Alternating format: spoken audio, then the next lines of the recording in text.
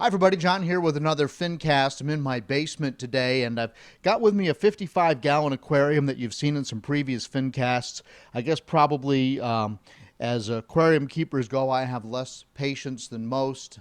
And honestly, I'm always looking for a new topic for a Fincast. So this aquarium has had, if you've seen my videos on the electric blue aquaria that was planted, it was in this aquarium. And then I switched it over for over a year, had a very nice Lake Tanganyika cichlid tank set up here.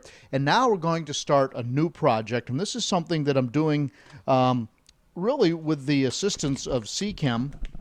I've gotten to know some of the folks at Seachem a little bit by traveling to some of the trade shows that I go to.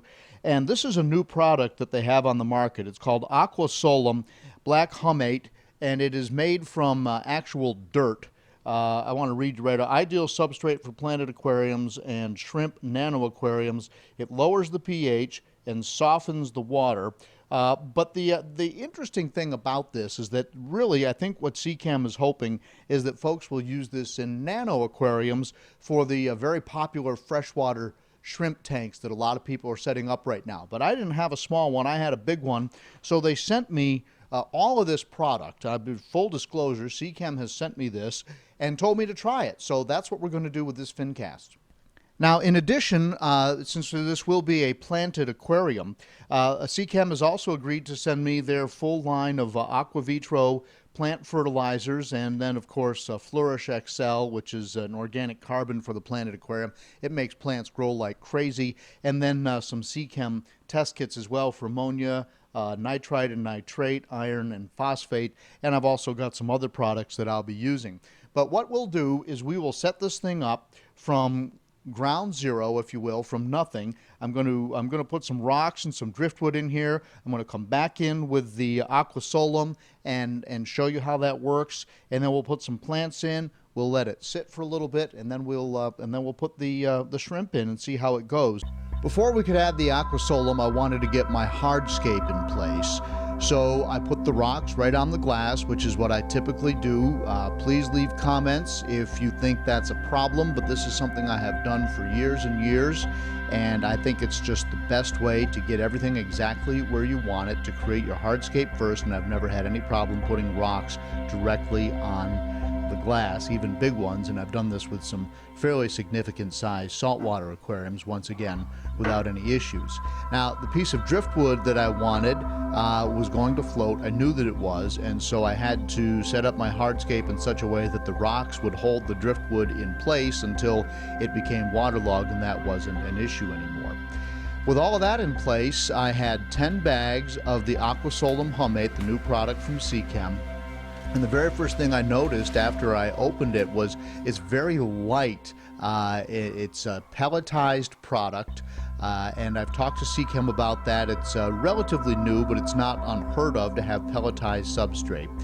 After I had my hardscape in place and we added the aquasolum, it was time to add water. I used my Python to do that. And it's interesting because I expected to see a lot of dust coming off the aquarium, but I put the water in gently, and lo and behold, that was not a problem at all. And what I have found with Substrate is if you can get the water in there, then even the dust particles will become waterlogged and they never really start floating up into the water column, and you don't have this dirty, dusty aquarium. And that turned out to be the case here.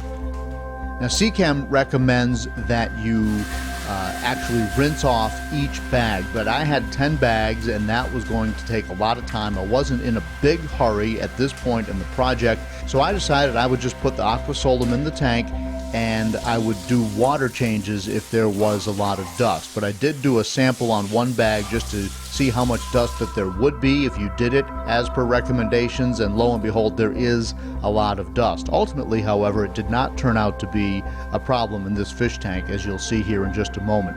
What I did was I let the aquarium sit with the filtration running for a couple of days, and then it was time to add the plant. There we go. That is the hardscape. Now, Seachem says that the aquasolum produces soft, acidic water, and that it also adds more iron, calcium, manganese, and then micronutrients, including nitrogen and phosphorus, than other substrates. So this should be super for plants. And then you talk about the soft acidic water, and there are any number of fish out there that would love that type of water. Those would include maybe your apistogrammas, certainly discus, bettas, licorice gouramis, tetras, rasboras, crebensis, and more. But again, this is going to be a shrimp tank, and we'll be talking a lot more in parts 2 and 3 about the freshwater shrimp. I'm learning more about shrimp than I ever knew that there was to know, so we'll be moving forward with that. But the bottom line is that this is a new product, and I wanted to see how it would work with the shrimp and with the plants. And at some point, I'd have to make a fundamental decision. Am I managing this aquarium for plants? Am I managing it for shrimp? Or can I do both successfully? And honestly, I don't know. So after I had the aquasolum in place and the filtration had been running for a couple of days, my plants arrived, and I had a beautiful array of plants.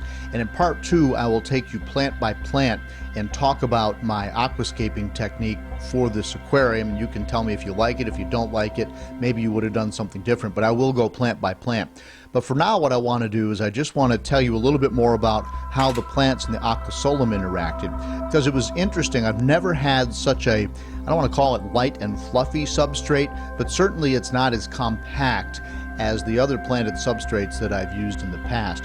The roots go right down in very easily, and the stem plants, which typically don't have roots, went in and stayed in, which I thought was nice. Seachem says that because the aquasolum is not as compact, that it allows easy access for the roots to grow, so it creates a good medium for the plants to grow in. And we'll find out if that's the case, at least if I can grow them in my aquarium. So there we go. I put the aquascape in. I had some beautiful plants. And again, coming up in part 2, I will take you plant by plant and show you what my strategy was and how these plants are either good or bad in some cases for freshwater shrimp. So there it is. There is a first look at aquasolum and planting and aquascaping with it. Seems to be a good product. It has a lot of attributes that were not previously available on the market, and we'll continue to follow this aquarium.